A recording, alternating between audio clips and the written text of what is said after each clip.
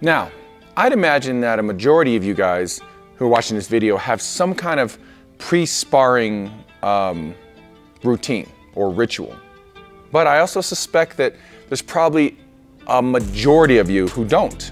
You show up for sparring day or sparring class or sparring mat time, and you just put your gear on and you jump in there and you just start going.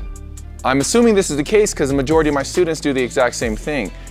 They haven't really locked into any kind of routine, and I see them put all their gear on and they go on the mat and then they just go right into their rounds. Now off top, there really isn't anything wrong with that, but I've just personally seen that when I spar where I haven't done any kind of like warm up of some kind or got myself into a sparring mindset, then I don't have great rounds. It takes me like 4 rounds, maybe even 5 rounds to kind of get my rhythm going. Now, as far as mindset, I don't know, I guess that's an old thing. When I was first starting out and you get the jitters of it and the nerves and all that stuff, I think I did need to kind of get my mind right before sparring. But nowadays, regardless if I have time for my pre-sparring routine or if I just jump into sparring, my mind is where it needs to be. I just have a good time. I don't really have like any kind of stress about it. But for newer people, I know there's some things going on in there that they kind of have to hammer out or balance out or get excited about. But I guess what I mean is if I don't take the time to do a routine those days, my rhythm, the way I move, finding myself in the sparring, it's like I have to use my first few rounds to warm up to sparring. So I made this video because I'm just saying, like, I think you guys should consider having some kind of routine. First of all, you should show up a little earlier for sparring so you have time to implement the routine. People who are kind of running in, I mean, life is life, man. You're late for work, you're stuck in traffic, you have to drop your kid off or pick your kid up.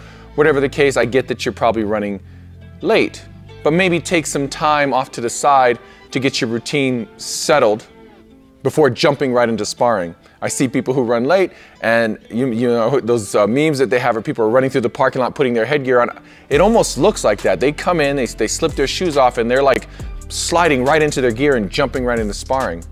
Again, nothing wrong with that, but if you have a solid pre-sparring routine, I think it would behoove you to take a little bit of time and just get settled in before you jump into sparring. So whether you have a routine or not, I wanted to kind of make some suggestions as to what my routine looks like. And the routine that I use when I have my best rounds, my best sparring days. Like I said, I don't always make that time, so I'm fallible in that sense too. I basically jump into sparring sometimes. But whenever I can, I want to get this routine done before I get into sparring. So what I used to do is do some movement, a lot of foot movement. Just getting my feet moving, getting my body warm, but getting my feet moving, because that's where I feel the biggest issue is that when I jump right into sparring, I just feel like my legs are lead and my feet are stuck in mud. I can't find my movement. Not up front, not right away. So I used to just move around, right? Get my feet going. Then I would do some, not so much like long static stretching, but like ballistic stretching, I guess, is when you're like stretching but moving at the same time. Again, getting my hips loose. So that would be the second thing I used to do. And then some shadow boxing.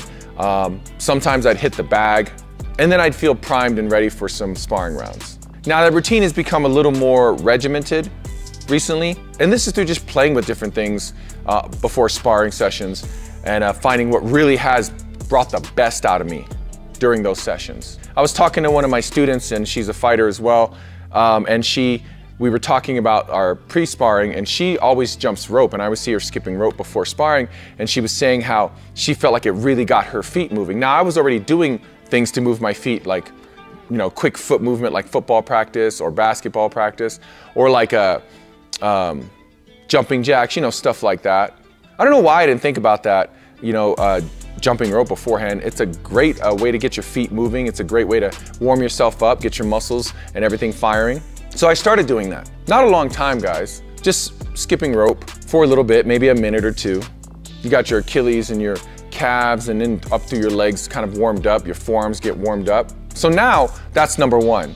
I do some jump rope. From there, what I do for my footwork is I do like a round of shadow boxing, but just defensive. I don't throw any offense, I don't throw any strikes, just defense. I move my feet, I evade, I block, I check, I just defensive shadow boxing. What that does is it gets not only my feet moving, but my whole body moving. gets me in a evasive defensive mindset. Now, the next sequence of rounds, I learned when I got an opportunity to train with Mark Delagrati. When I was training with him at this conference, the way he had us do it was, we started our first round was punches only. Then the next round was punches and elbows. Then we added, we did a round of just kicks and knees. And then we put it all together. So you slowly piece together your striking and all the weapons you're gonna use, depending on what kind of sparring session you're about to have. Now, after the defensive shadow boxing round, I do a round with just boxing, just my hands. Then I don't spar with elbows, not with my students. Some of my fighters who have elbows, yes, but primarily we don't fire elbows in our sparring session, so I don't do that really. But if I am gonna use elbows in a session, then I do the boxing and the elbows, then I fire the legs, and then I do a round where I put it all together. You got all the tools you need. You got your defense, you got your offense, you're moving and countering, and you should have your flow locked in by then. Now that sounds like a long time because if you're doing 2-minute rounds, that's defense and boxing and elbows and kicks and all that, like 4 rounds plus the jumping rope. So it's like 5 rounds before you even start sparring. It seems like a lot. Now if you've got that time, like I said, you came early to sparring and you've got 12 to 15 minutes, that's all that's gonna take if you do it full rounds. Now if you have a short period of time, then just take those down to 1-minute rounds. You pretty much get the same effect. Now one thing I forgot to mention and I want to add is a quick stretch. Now we all know what that tight feeling feels like, and I know that when you run into sparring without any kind of pre-sparring routine, you've all felt the tight hips or your kicks can't quite get up there yet. And we just kind of get out there and then after a few rounds you loosen up.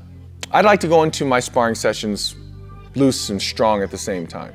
So sometimes I fit the stretching in either before the jump rope or between the jump rope and the shadow boxing rounds. If I skipped the stretching, then I do the routine as I mentioned before, doing the jump rope, doing the shadow boxing rounds, or shadow boxing rounds and heavy bag rounds, some kind of mixture of all that. So the stretching, if you don't have a lot of time to sit and do like a 10-minute like slow static stretch routine, it's like I mentioned in my previous routine I said I used to do is I did ballistic stretching, so it was more like stretching and moving at the same time. So it's like strength training and stretching. So one of my favorites is the Cossack squat. Do about 20 of those, or maybe 2 sets of 12. And then the low squat where you sit low and you glide side to side.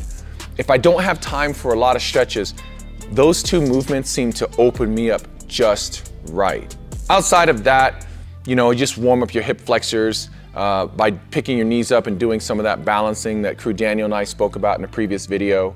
Or like I said, if you're really early, you're just hanging out on the mat, just chilling, sit into a S position and do the floor routine that I posted, or a floor routine. You know, as you're sitting around hanging out, and I know you are because I see it every time during sparring sessions, no matter where I go, there's always a few guys hanging out and chatting. You could just be sitting in an S position and doing some mobility as you're talking. So just consider that.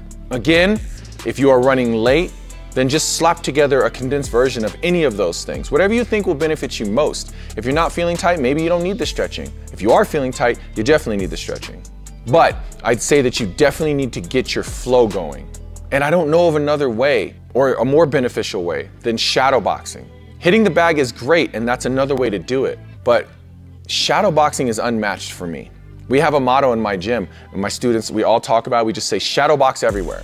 That is where you find your flow. You can find your flow in a bag, especially depending on how the bag is positioned. You could move around a bag, you're hitting the target, you know, you're finding your impact, you're finding, you know, where your strikes land, how to, you know, at length and up close, and absolutely, heavy bag rounds will benefit you.